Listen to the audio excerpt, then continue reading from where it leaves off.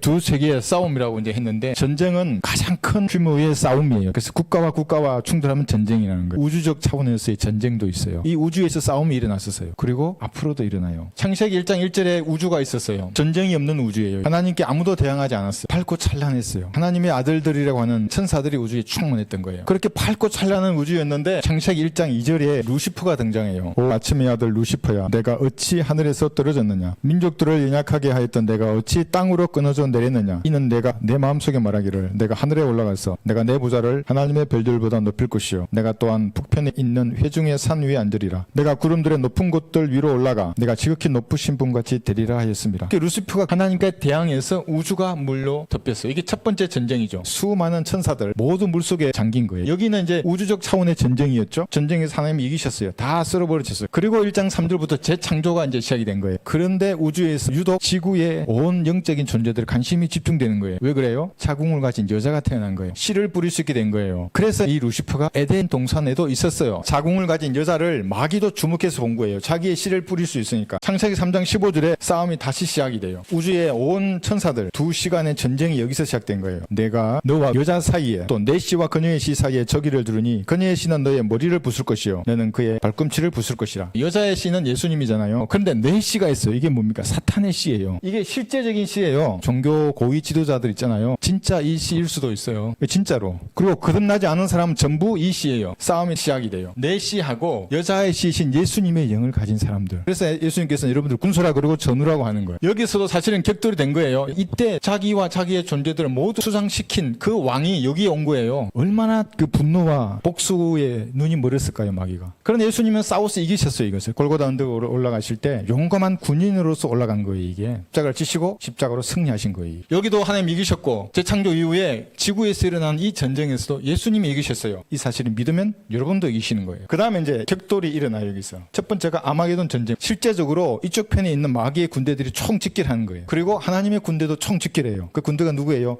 여러분이에요. 여기서 격돌하는 거예요, 진짜로. 이쪽 군대하고 여러분하고. 누가 이겨요? 여러분이 이기는 거예요. 성경은 이미 승리를 예언해 놓으셨어요. 그래서 아마게돈에서 이기고 2억의 군대뿐만 아니라 다 짓밟으실 거예요. 그리고 이제 살아남았어요. 그럼 저거 할 거 아니에요. 민족들의 심판대 다 불러 모아요. 확인 사살하는 거예요. 살아나오면 왕국에 들어갈 수 있어요. 그러니까 너무나 많은 사람들이 여기서도 패배할 거예요. 요리조리 잘 피해 다녔지만 염소의 민족으로 분류되면 그 개인은 지옥에 던져지는 겁니다. 여기서부터 시작된 전쟁이 지구로 와서 여기서부터 또 시작이 됐는데 여기서 이런 격돌이 있는 거예요. 그리고 아까 말씀드린 이 백보자 심판에서 다시 또 쓰는 거예요, 이제. 그러니까 패배자가 받을 참혹함이 뭔지를 여실히 보여줘요. 그래서 제가 압승이라고 말하는 거예요. 끝나고 영원 세대에 들어가잖아요. 패배자들은 어디 있어요? 불못에 있는 거예요.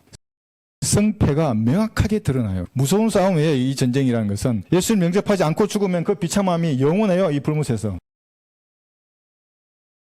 우주적인 싸움도 있고 개인의 싸움도 있는 거예요. 만약에 이 땅을 살아가는 동안 구원받지 못했어요. 그러면 이 싸움이 이제 진 거예요. 전쟁에서 패배하면 다 잃는 겁니다. 내가 예수님을 만나지 못하고 끝내 갈보리를 거부하고 죽어서 이제 처참한 결과가 기다리는 거예요. 불못에서 영원히 벌레로 고통받는 거예요. 대환란 때가 되면 표도 안 받아야 되고 행위로 지켜내야 돼요. 적그리스도의 통치로부터도 이겨내야 되고 자기 육신과의 싸움에서도 이겨야 되고 유대인들은 율법을 지켜야 되고. 그런데 우리가 사는 교회 시대는 예수님의 피를 믿으면 이기는 거예요. 그냥 예수님을 구주로 영접하면 이겨요. 누구나 교회 시대는. 그게 남은 자가 되는 거고 이기는 자가 되는 거예요. 구원받은 이후의 성도들 여러분의 싸움도 있어요. 이제 지옥에 안 가요, 여러분들은. 그러나 그리스도의 심판석에서 서서 싸움의 결과를 딱 보는 거예요. 이게 지면 어떻게 됩니까? 다 불로 태워서 없어지는 사람이 있어요. 패배한 사람들을. 승리한 사람들은 성경대로 자기의 임무를 끝까지 수행해낸 사람들이에요. 그러니까 사실은 모든 것이 두 세계와의 싸움이에요.